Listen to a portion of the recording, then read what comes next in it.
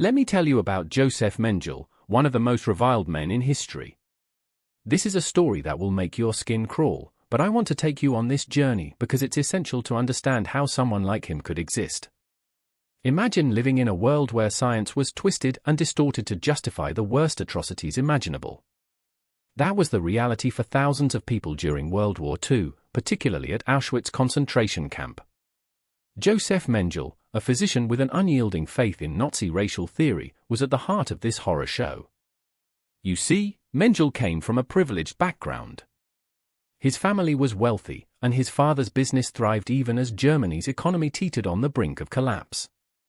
As a result, Josef grew up with every advantage imaginable: great grades, popularity, and a promising future ahead of him. He graduated from high school, and it seemed only natural that he would pursue higher education. In 1935, Mengele earned his first doctorate in anthropology from the University of Munich. It was a prestigious institution at the time, and many considered this young man to be on the cusp of greatness. Little did anyone know what darkness lurked within him. Here's where things get really disturbing. Mengele went on to do postdoctoral work under Dr. Ottmar Freiherr von Verschuer, a Nazi eugenicist at the Frankfurt Institute for Hereditary Biology and Racial Hygiene. Can you imagine? An unapologetic proponent of eugenics, someone who believed in the superiority of certain racial groups, was guiding Mengele's research. It's like one depraved individual had spawned another.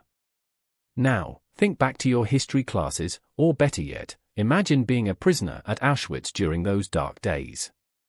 The Nazis were obsessed with their twisted ideology, and they saw people as nothing more than mere test subjects for their warped experiments.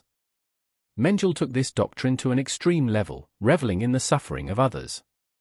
He'd select prisoners on the arrival platform, condemning thousands to a ghastly fate, death in the gas chambers.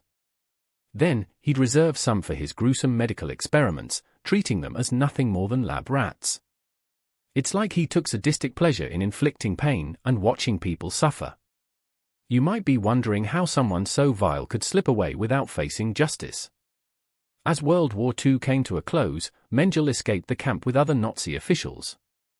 He was briefly captured by American soldiers but managed to talk his way out of trouble, much like a seasoned con artist.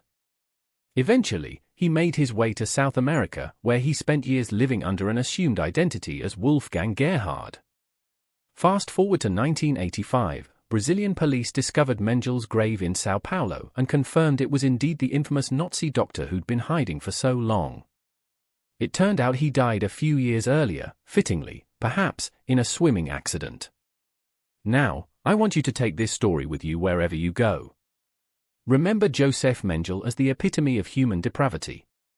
His existence serves as a stark reminder that even those who appear well-adjusted and privileged can harbor secrets so horrific they defy comprehension. What does it say about our world if someone like Mengele could thrive? What would have happened if he'd faced justice for his crimes, rather than getting away with everything? Those questions linger long after the story of Josef Mengele fades into memory.